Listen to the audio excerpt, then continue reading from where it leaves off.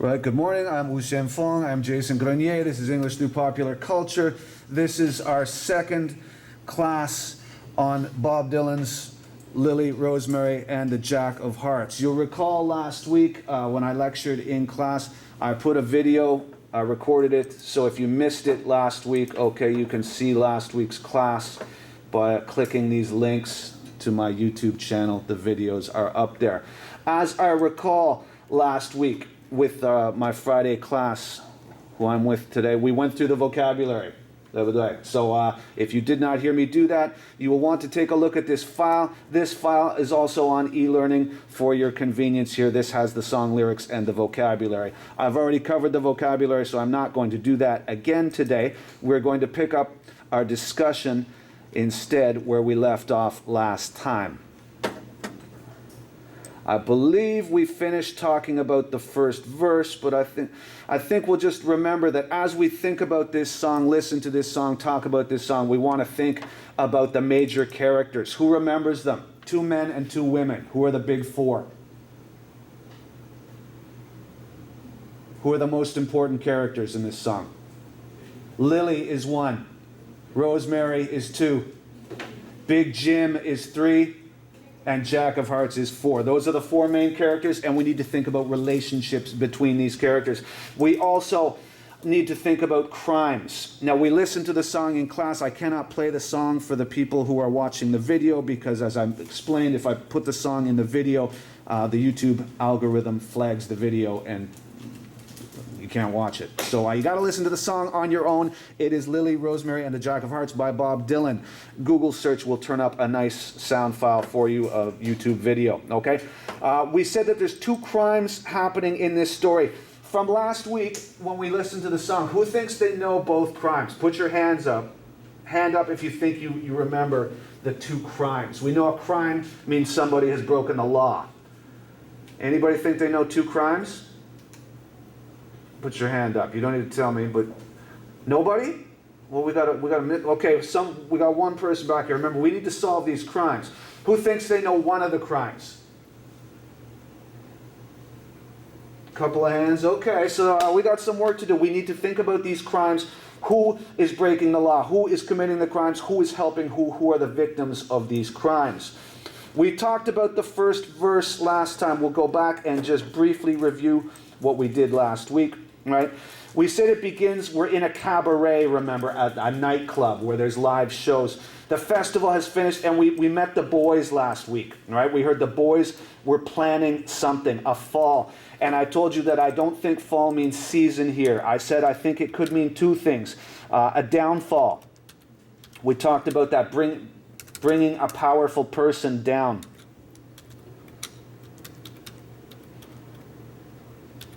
Right, we talked about what that means. I believe we looked at that. We bring a powerful person down from his or her position. Oh, can I not just get a definition here, right? Somebody loses their power or their status. Powerful person comes crashing down. Or I said that perhaps it is talking about a windfall. And a windfall means money comes in unexpectedly, like sudden money, like you go outside and you find money on the ground, or you win the lottery and you're suddenly rich. So I think that fall here is short form for that. Somebody's downfall or a windfall, right? Getting some money, planning this, right? We heard about a drilling in the wall. So it's quiet, but there is a drilling in the wall, and this will become important. This is the first time we hear about drilling, but it's not the last time. Anyone with any sense had already left town. We said that this means this is foreshadowing, talking about something, giving us a hint of what's coming. Foreshadowing that something bad is going to happen. Because we said anyone with any sense means anyone who has common sense, anyone who's not stupid. All the smart people have left the town, and we said that probably means that something bad is going to happen. That is foreshadowing what's going to happen later. Foreshadowing, we talked about last week a little bit. We said this means to be a warning that something's going to happen in the future. A technique we see often in literature, films, right? Letting the audience know something's coming. It's usually something bad. Doesn't have to be bad, but often it is. Okay, and then we said that Jack shows up on the scene and he's standing in the doorway looking like the Jack of Hearts, and we briefly went back to our picture of Jack and we talked about what that meant, and we said things like younger than the king, right? Romantic figure symbolized by the heart, well-dressed, well-groomed, which means nice hair and clean shave and everything like this. Right? And we said the axe is a weapon. Maybe he's armed. So we said all those things here. We said younger than the king. Right? We said romantic figure with the heart. Right? We said well-dressed. Fancy clothes. Right? We said well-groomed, which means good hair, looking neat. Right? And we said maybe armed with a weapon, which would make him a dangerous character, right? Mm-hmm. Okay, so that's what we covered last week. So you'll want to add some of this to your notes, perhaps, if you did not do so already, because the file on e-learning does not have this extra material that I'm highlighting here for you. You are expected to write this down or take a photo of this or do whatever you need to do to get this information into your life, because this information could help you do well on your midterm test. Yes. All right, so we need to remember the boys. They're not major characters, but we can't forget about them, and we need to remember the drilling in the wall, because this becomes important later. Now, we're picking up, this is new material now for this week. We have not talked about the second verse yet.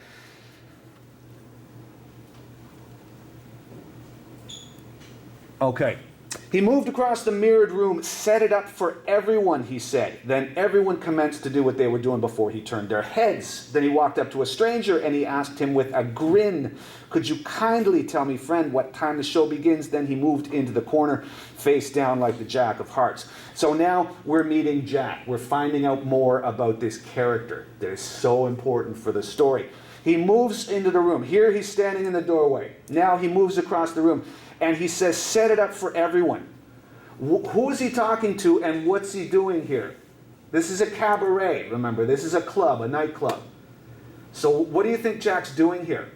Who would he be talking to, and what does he mean when he says set it up for everyone? Party? The bartender. I think so. I think he's talking to the bartender. I think you're absolutely right. And what does he mean, set it up for everyone? He's going to pay for drinks for everybody. He's going to buy a round of drinks for everybody in the cabaret, which is a very generous thing to do, right? Okay, so this is Jack buying a round of drinks. So, of course, everyone turns their heads. Hey, who's buying us a drink? Hey. And then they look and they see it's this newcomer, this handsome young stranger who nobody knows. And then they go back to what they were doing, playing cards or chatting or whatever. Right? So they look up, who bought the drink? It's Jack, he's bought the drink, and then they ignore Jack again. They notice him for a moment, but they go back to ignoring him again. Then Jack walks up to a stranger and he asks him with a grin. What's a grin? It's a big smile, right? A big smile on his face, and he asks, "Could you kindly tell me, friend, what time the show begins?" Then he moves into the corner, face down. So from this language, "could you kindly tell me, friend," smiling, buying drinks for everybody. What kind of person do you think Jack is showing himself to be? Likeable? You like this guy? He's buying drinks and he's friendly and smiley and polite. I think so. I think this is sort of a very charming guy, right? He's buying drinks and he's got a smile on his face and he's very super polite. I think that Jack here is showing he's charming.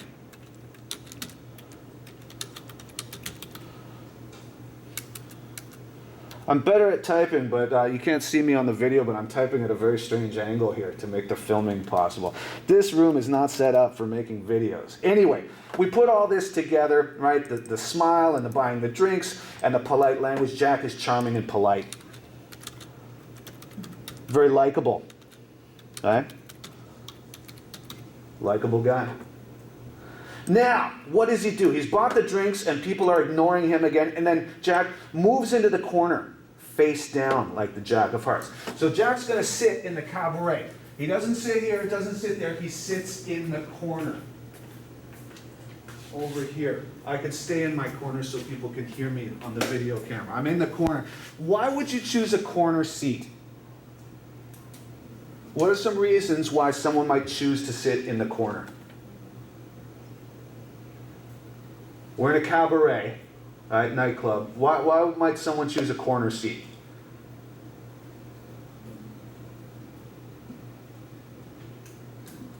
What can I do from here? I can watch everybody, right? This is a very good position to be able to watch everybody. So I think he's chosen this, this corner seat because Jack can watch everybody.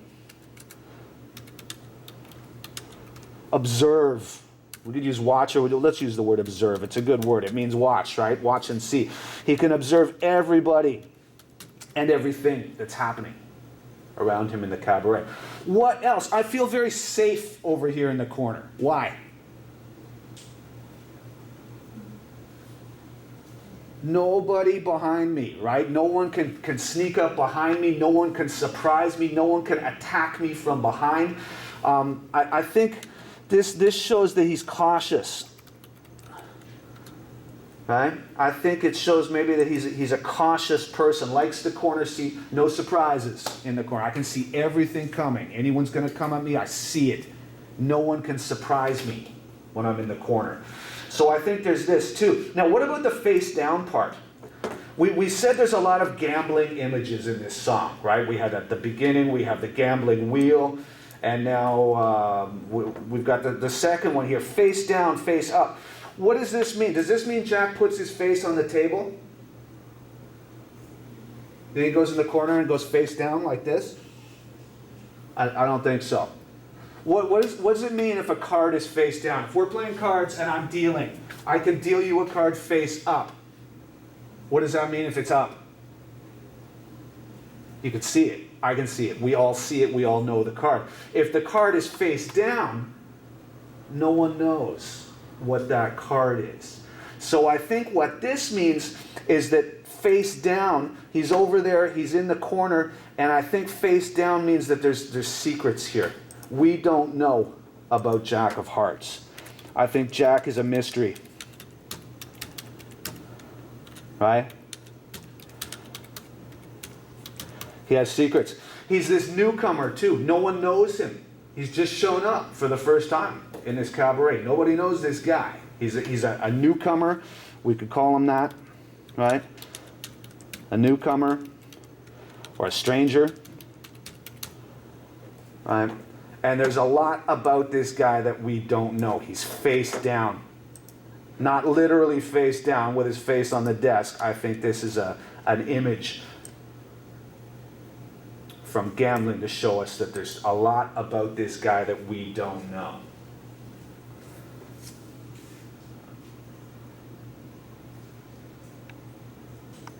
Trying to make sure the audience in the internet can see this clearly. I apologize for the angle. Impossible to do better. I'm not a TV producer. I'm a doctor. No, I'm not a doctor either. All right, we got that? You got these notes? Write them down, take a photo, do what you have to do, because we kind of got to go quickly through this because we've got a lot of material to cover and we're running out of weeks already. All right, I think the best thing to do, if you're finding it hard to take notes and keep up, take a picture. And if you want to write it down later, okay? Because we kind of gotta move through here. All right, let's move on here. Third verse. Oh, I love this song. Backstage, the girls were playing 5-card stud by the stairs. Lily had 2 queens. She was hoping for a third to match her pair. Outside, the streets were filling up. The window was open wide. A gentle breeze was blowing. You could feel it from inside. Lily called another bet and drew up the Jack of Hearts. So now we meet Lily. Our first encounter with one of the major characters, a female character here. And Lily is in the cabaret, and Lily is backstage playing poker with the other girls. So what does this tell us about Lily? She's backstage. What does this tell us? Why can she go backstage? She works there. What do you think her job is? I think so. I think that this is to tell us that Lily works in the cabaret, probably a performer. Lily is a performer. Maybe a dancer, I imagine. Could be a singer or something, but if you tell me, like, I did a safe, I wasn't sure about this, cabaret. I wasn't sure about how safe a Google image search would be for this, but it was okay yesterday. So if I type in like cabaret performer, there's nothing dangerous here. Yeah, there you go. Okay, something like that, or especially like a dancer, right? We think of those feathery, sparkly, this type of style. You know, I mean, if you say like she works in a cabaret, I think like that kind of style, right? So we can imagine that she's probably a dancer, performer of some kind because she's backstage. Most people can't go backstage, right? So Lily is working in the cabaret. Now, she's playing poker, she's got 2 queens, and she's hoping to get a 3rd queen. Poker players, you know 3 queens is a strong poker hand. But when she draws a card, she calls a bet. Again, more gambling image, right? She calls a bet, and she draws a card. Drew up here doesn't mean hua hua, it means take one. She takes a card, right? She wants a queen. She doesn't get a queen. She gets jack. She gets the jack of hearts. What do you think this is? I think this is foreshadowing something. I think this is the second time we're seeing some foreshadowing. She draws a card, and it's jack. So what do you think this is foreshadowing?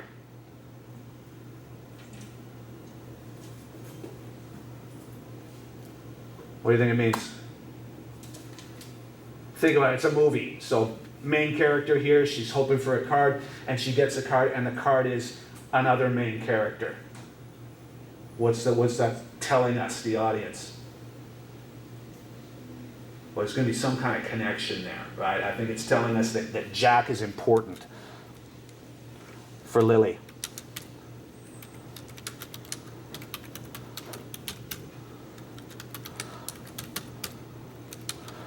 Especially for the future, right? Because anything that happens after this is going to be her future. So this is a strong hint, foreshadowing that Jack is going to be important for Lily as we go through the story.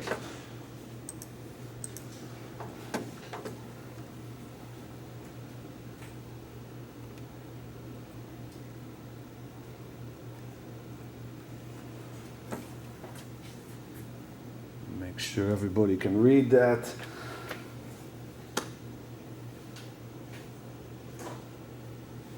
Okay, let's keep going here. Big Jim. This is where things get really interesting, I think.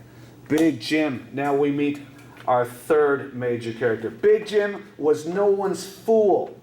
He owned the town's only diamond mine. He made his usual entrance looking so dandy and so fine, with his bodyguards and silver cane and every hair in place. He took whatever he wanted to and he laid it all to waste. But his bodyguards and silver cane were no match for the Jack of Hearts.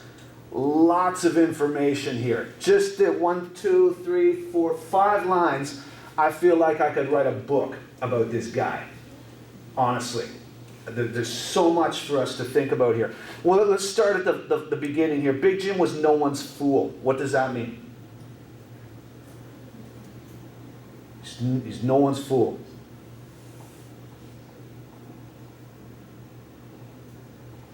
It means Jim is not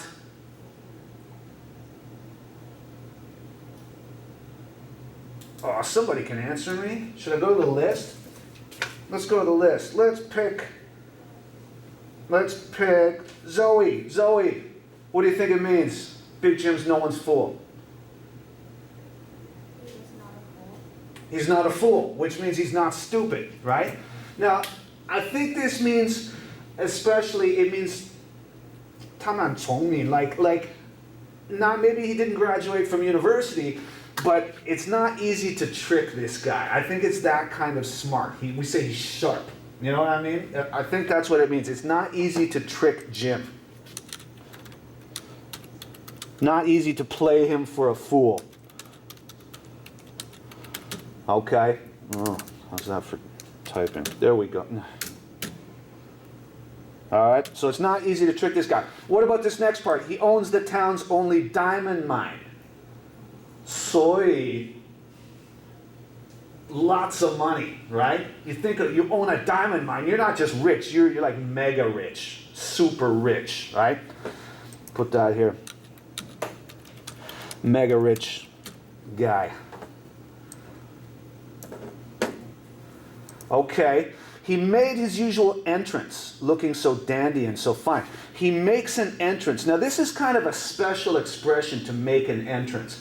Most of us do not make entrances. We come in, we go out. We enter, we exit. It's not a big deal. Who will make an entrance?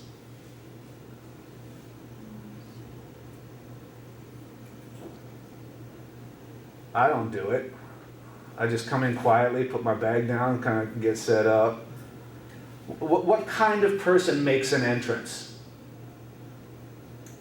VIP. This is like red carpet. You know, when someone makes an entrance, it means when he or she comes in, everyone stops for a minute. Oh, look, it's Jim. It's Jim.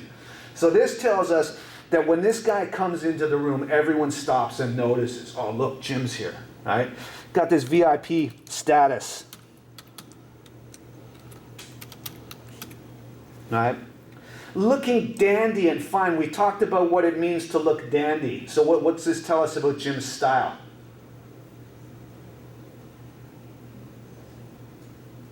Well, he's well dressed, right? Of course. Think about it. He's the richest guy in the town, probably. So of course he's dressed well, right? He's got VIP status, dresses well.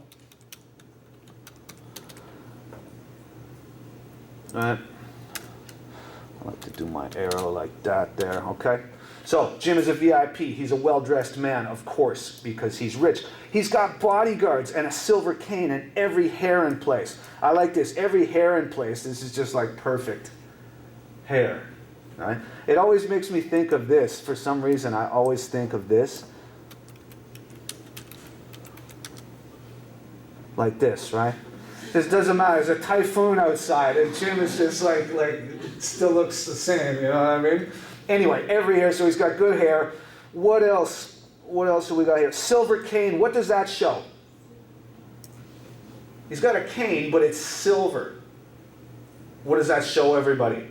He's rich. So this is the kind of guy who likes to show his money. Some people are rich, but they don't look rich. They don't want to look rich. They hide it, right? They hide all their money. Jim is not that guy. Jim is the guy who wants everybody to see how rich he is. What do we call that person?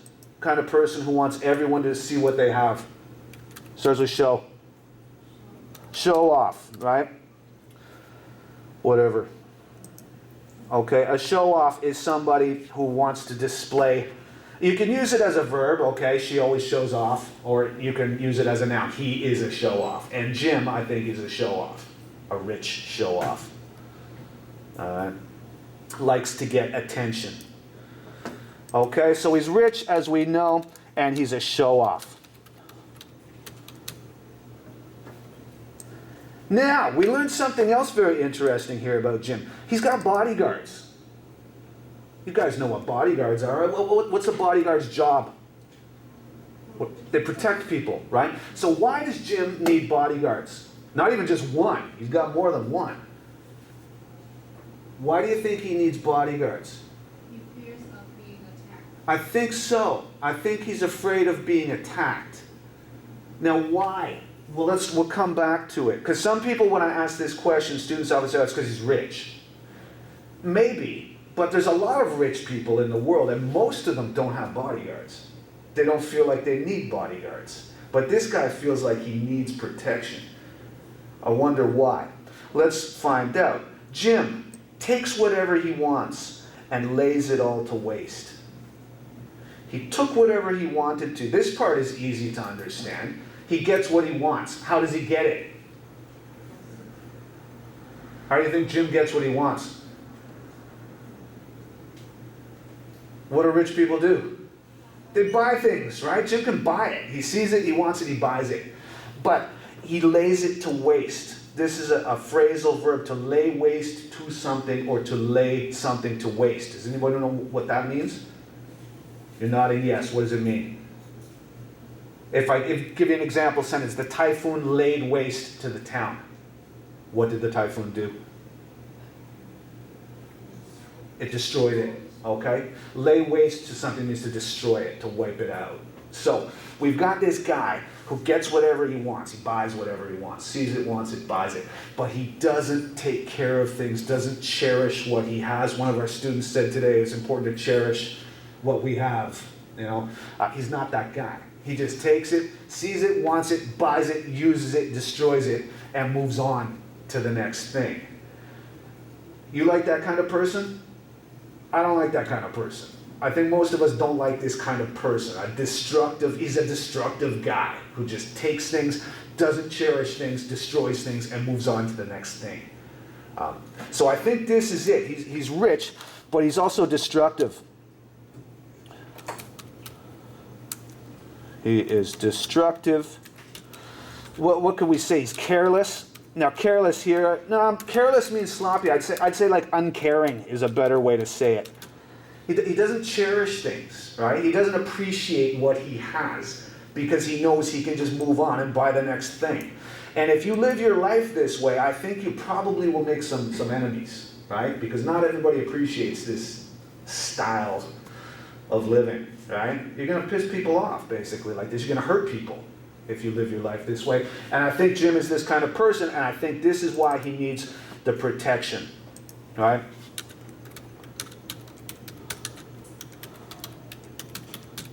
I think he's probably got some enemies from living his life the way he does.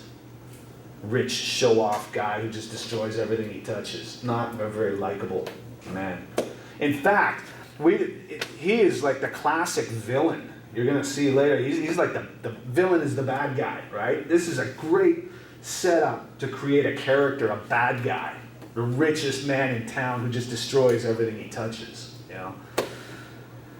All right, so Jim has the status, Jim has the clothes, Jim has the money and the silver and the diamonds and everything, but his bodyguards and his silver cane, which stands for everything he has, everything this guy has, no match for the Jack of Hearts. So what does that mean if Jim is no match for Jack? Who will win? Jack will win if there's some kind of a competition or compare the two things. If A is no match for B, it means B will win, right? So this tells us that even though Jim has all this, everything he has, he can't compete with Jack.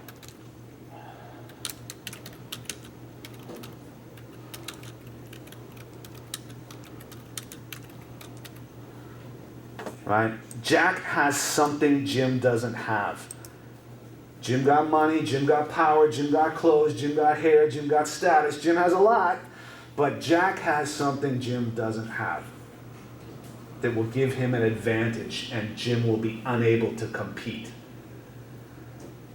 What do you think Jack has?